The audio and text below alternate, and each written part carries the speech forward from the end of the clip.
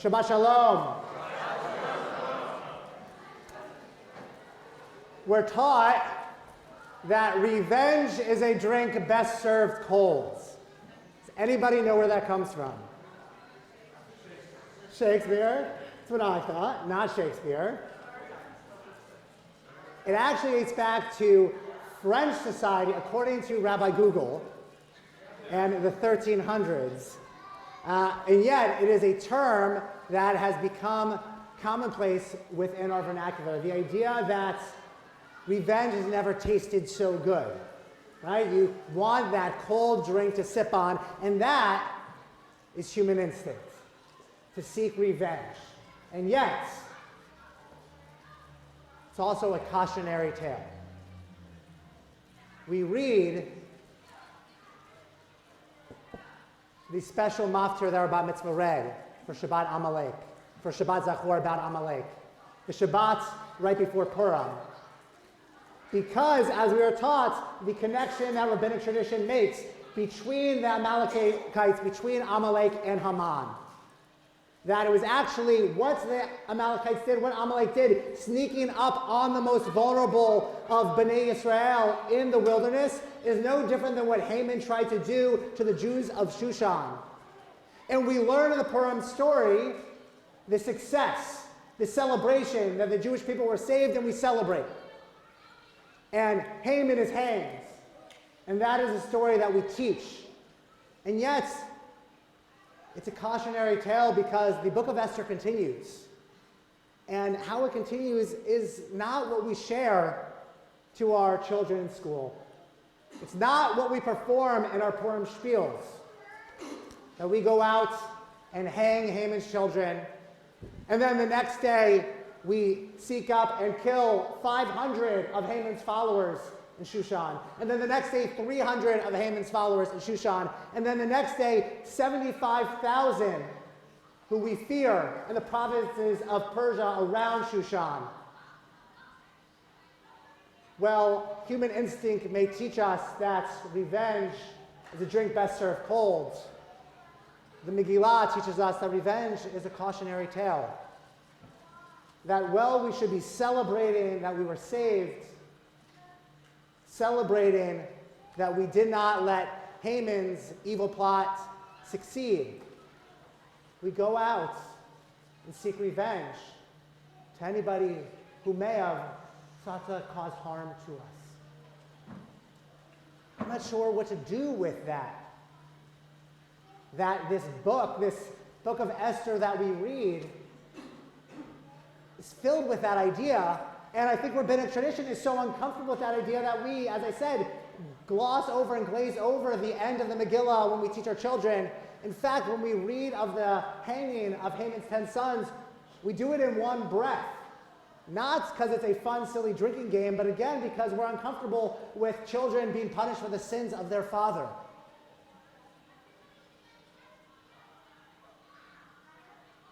In the book of Leviticus, chapter 19 of Vayikra tells us that we're not supposed to bear a grudge or harbor animosity towards anyone, even and especially somebody who has sought to cause us harm. Even though our hearts tell us otherwise, even though our emotions tell us otherwise, we need to be reminded that revenge actually isn't a drink best served cold. That it can be a drink that poisons us from within. The Haftarah for this special Shabbat is connected to the Amalekites as well, when Samuel tells King Shaul to annihilate Amalek, to get rid of all of them. And what does Shaul do? He does so except Agag, except for the king who he imprisons. And this consequence is a divine punishment because he didn't exterminate an entire people. It's something that we wrestle with in our souls and wrestle with in our emotions. This challenge that we may feel wanting to take out our grudge on somebody. And we're taught to pull back time and time again. The Torah tells us the cautionary tales of human instinct.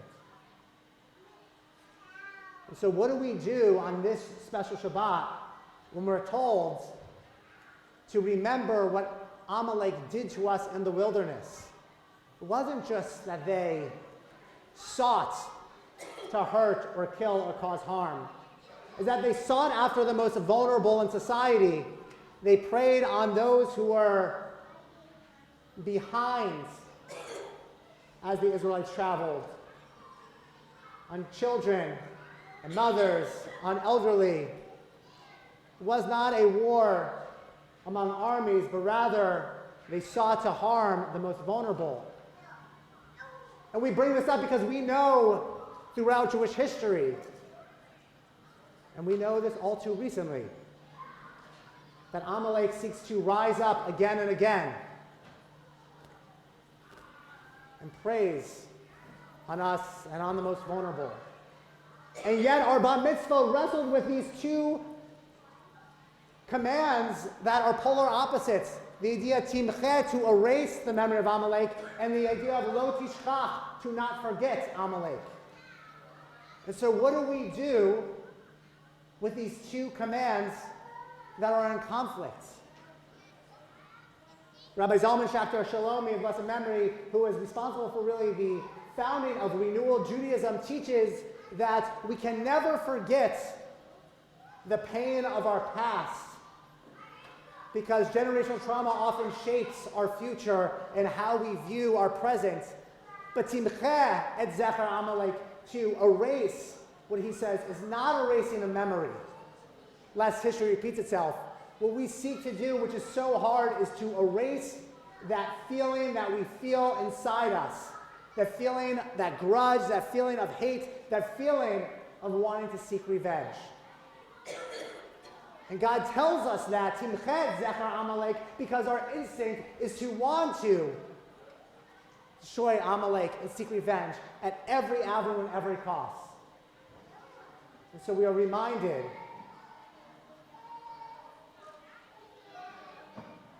to erase that feeling that we often feel, that feeling that is human instinct. We're reminded in Vayikra to not harbor animosity towards another. It seems impossible. And maybe that is the lesson of Purim. Because at a dark moment in Jewish history, a moment when God isn't present in the Torah, and we're left wondering, why does God hide God's self? God doesn't reach out with God's strong hand and outstretched arm to take us out of Egypt like God does in the Torah. God isn't mentioned once in the entire Megillah. So where is God, we're left wondering. How do we respond to a story full of darkness when Amalek seeks to destroy us? In our celebrations, we don't respond with darkness. We don't respond like we did on Tisha B'Av and mourn. Instead, we respond with joy. Because ultimately, the greatest revenge is not harboring animosity on another, but instead is being proud and joyful of who each of us is. And when somebody may hate any one of us for who we are, we respond with joy in turn and celebrate who we are proudly. Purim is a holiday that is all about joy. The most joyful holiday in our calendar. The Talmud says that when the Messiah comes, the only holidays we'll continue to celebrate are Yom Kippur and Purim. That remembering that joy, especially as a response to darkness, is so important. That's how we respond to the challenges of the darkness that we feel the moments. It seems impossible. Most days it seems impossible for me to feel that. And that's why we're commanded to feel that joy. So, as we go into our celebration of Purim in the week to come, let us be silly, let us eat way too much chometashen, let us dress up in costume, and let us be joyful Because being joyful of who we are as Jews, as Jewish community, how we celebrate, how we practice, being proud of our identities, that is how we respond to darkness. For that is the revenge that is best served cold. That is what is sweet. That nobody should deny any of us of who we are, how we practice, of what we believe. And we should never stop being proud in being who we are either.